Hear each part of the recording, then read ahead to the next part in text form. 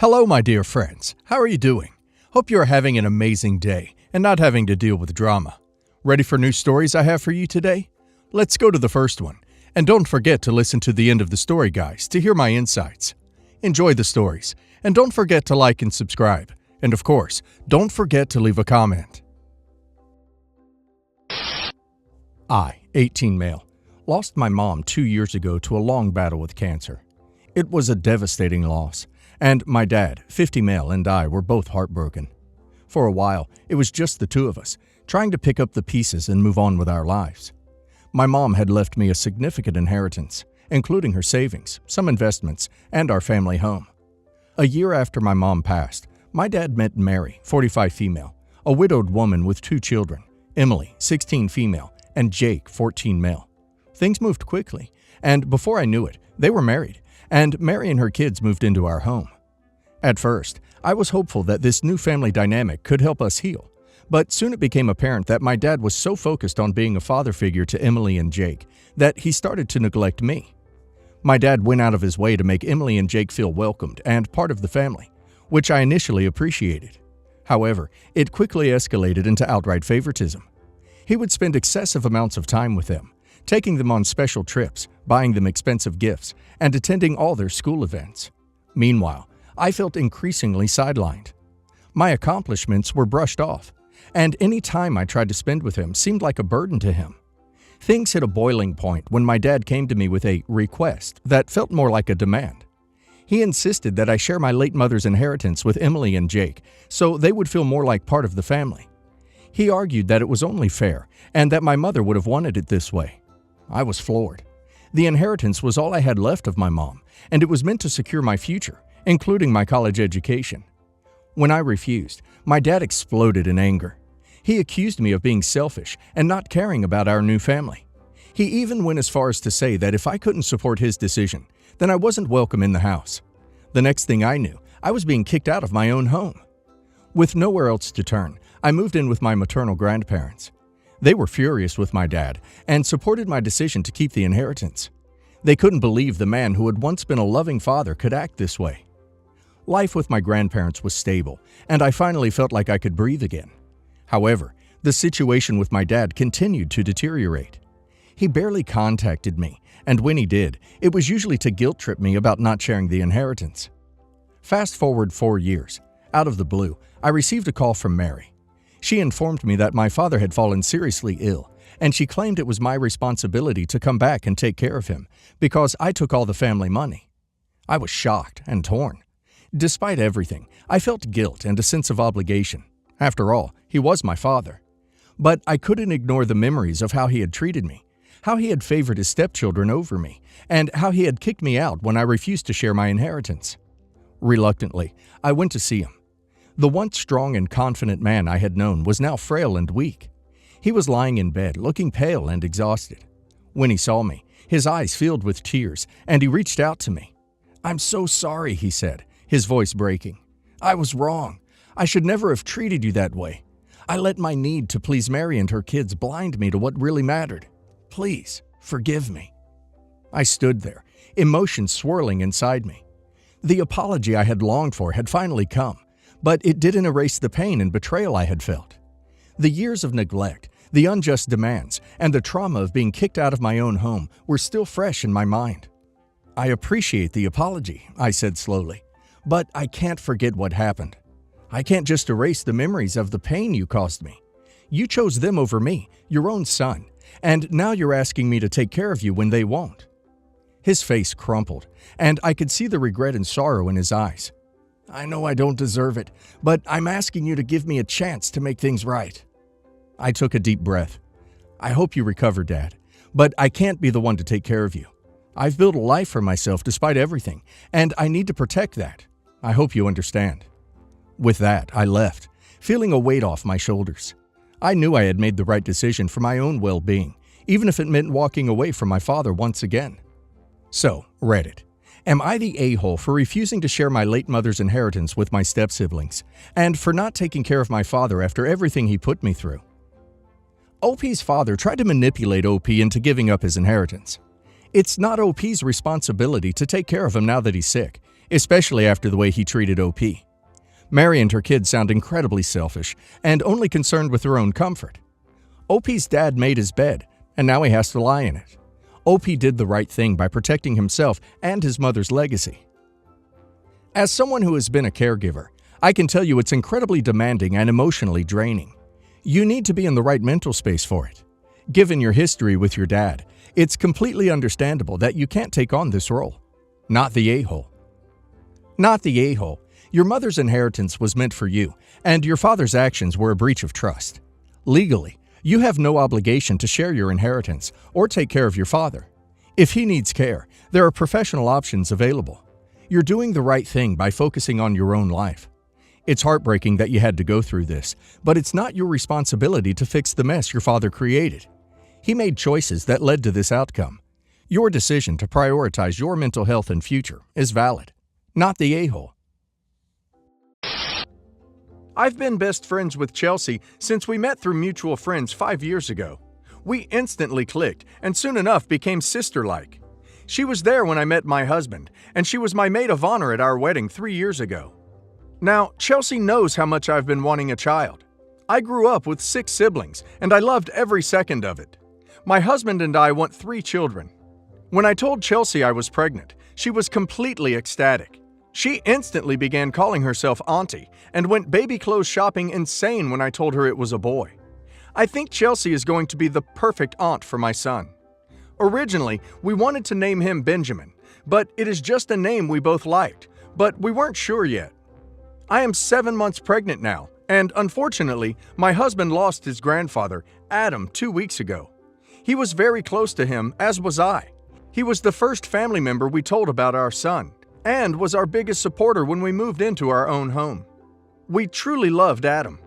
This Monday morning, my husband texted me asking if we could talk. We had lunch and he explained that he wants to honor his grandfather and name his son Adam. He has his father's blessing to do so. It was his father and his grandmother. And if we wanted to, the family thought it was a wonderful idea. I instantly agreed. There was no doubt in my mind. Our son will be named Adam Benjamin. My husband was overjoyed and actually cried in the restaurant. He was so happy. He told me that this means the world to him that I agreed. Last night, Chelsea came over to make cupcakes, and I told her the good news. Her face instantly dropped. She started crying and threw the bowl into the sink and left. No communication at all. I was completely at a loss for words and tried calling her several times. I had no idea what I did. At first, I thought she had just grown attached to the name Benjamin, and I felt so bad. But that was never a solidified name to begin with, just a nickname. This morning, she called me at work to say that she couldn't believe I would do that to her and that I was a B. I asked her what I did wrong, and she told me, "You're so ducking jealous, aren't you?" Adam was Carly's son. Carly is someone who used to be Chelsea's best friend. They had a huge fight right before we met. They tried reconciling, and we all tried being friends, but it just didn't end up working out. Carly and I completely clashed in personalities, and she just hated me. I admit, there was some jealousy when Chelsea would talk about all the good times she had with Carly without me. But I understood that this wasn't a relationship. And even if it was, you can't have possession over people. Carly had a son, Adam, apparently, when she was 21. Unfortunately, Adam died of SIDS a month later. I knew about this, but I didn't know his name. I texted Chelsea to apologize, and that I never meant to put salt in her wound. But she acted like I was responsible for her original loss. I felt so bad. She texted me back that I was only doing this because I hated Carly, and that she never wanted to talk to me again unless I changed my mind. I am seriously at a loss here. What do I do? I don't want to upset anyone, but I feel like this is our son. We are naming him out of love, not out of spite. OP should stop indulging this twittish behavior. OP has nothing to apologize for. This is OP's son, and she has every right to name him what she wants. OP is not asking her if it's okay, she is telling her that this is how it is. It's not OP's job to tend to others' mental problems, where they think they can decide what is right or wrong in OP's life. A real friend, if she was one, would shut her mouth. OP needs to rethink this selfish, self-centered person as a friend. My husband's best friend passed away 8 months ago from a car accident. He left behind his wife and 2-year-old son.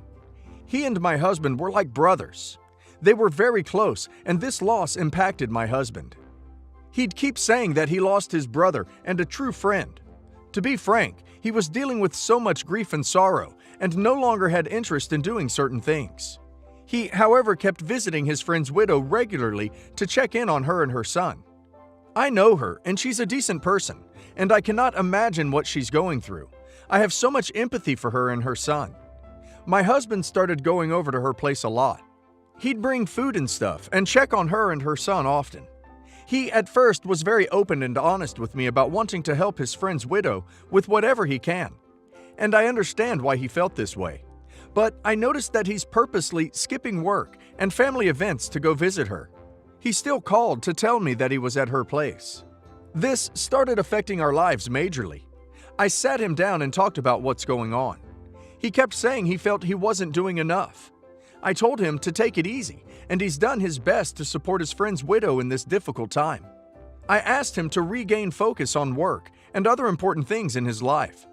I thought that would get him to see what I meant, but he stopped telling me where he goes.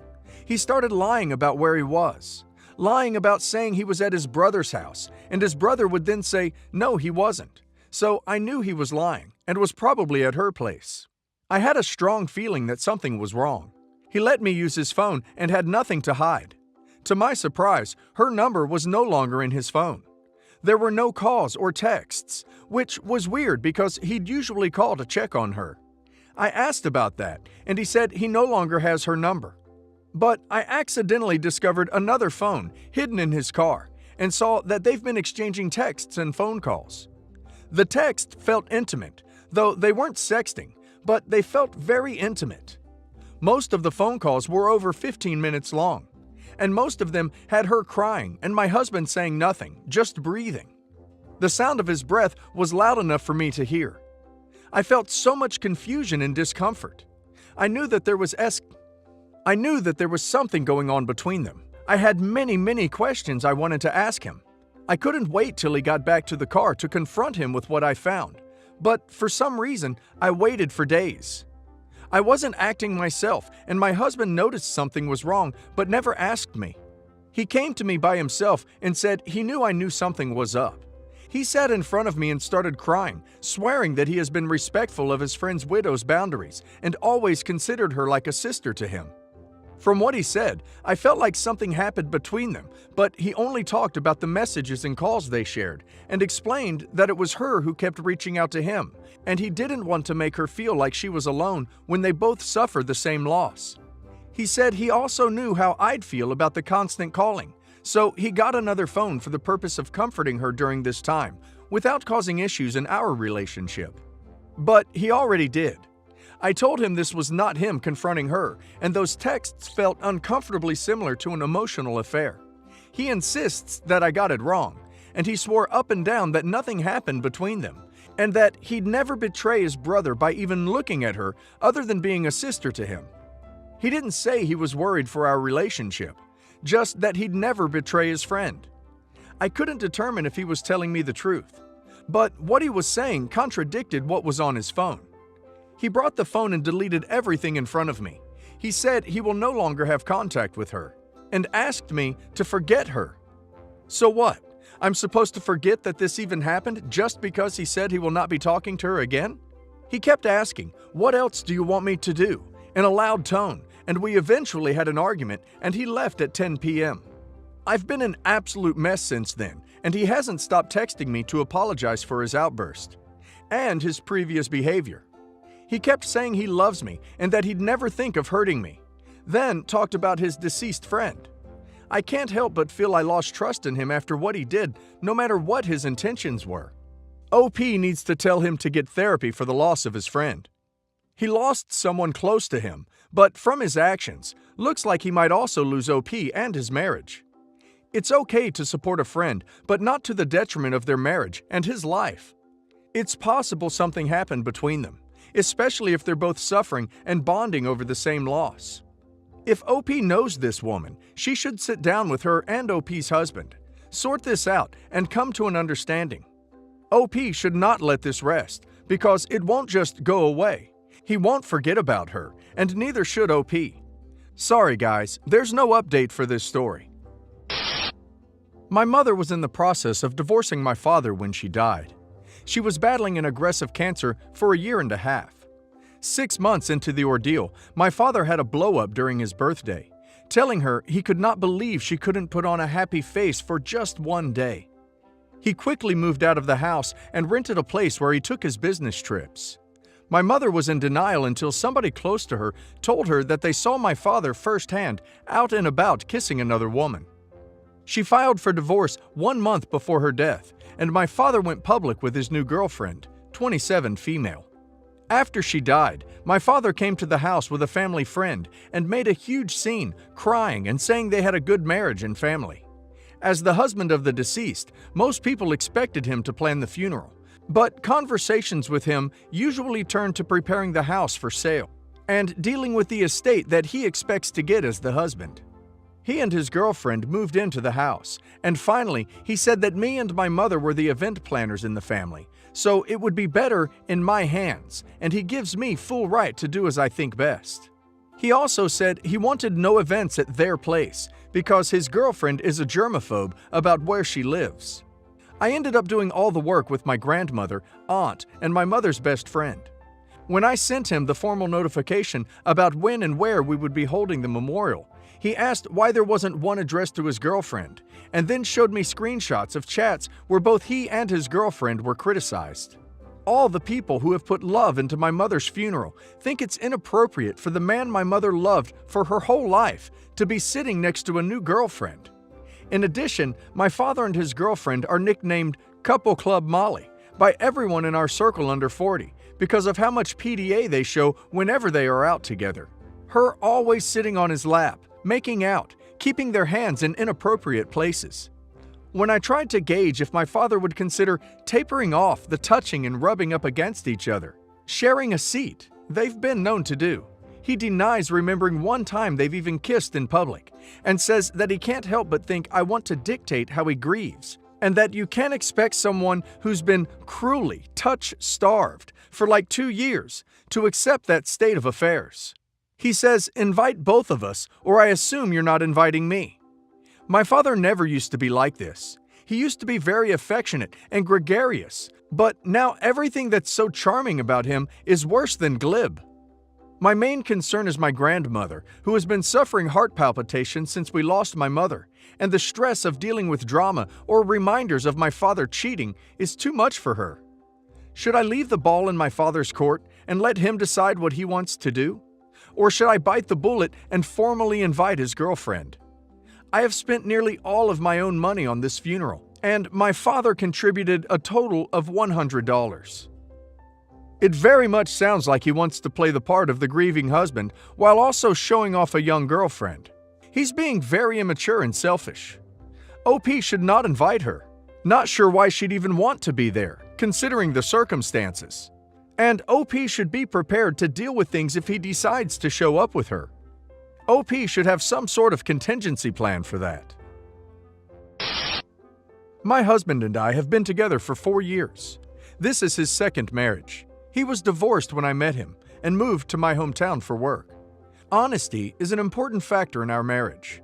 We tell each other everything and never hide anything from each other. We have a 2-month-old son together, and the struggle began right after I got pregnant. My husband started behaving strange. He always said that he was happy and excited to be a dad, but his behavior showed the opposite. Throughout my pregnancy, he avoided to talk about our son, avoiding doing things like shopping for our son's necessities and discussing names and helping out with the nursery. However, he helped with other things, and I was responsible for everything that had to do with our son. I really thought the behavior was temporary, and everyone said it could be that he was finding it difficult to adapt as a new dad and will go back to normal once our son is born. But it got worse. He refused to hold him, refused to be with him alone, and only approaches him when he's asleep, and that's to look at him for a few minutes. I had no help from him. He didn't spend time with him nor touch anything that belongs to him. My mind started coming up with unreasonable thoughts, like maybe he regretted having a baby, although this was planned.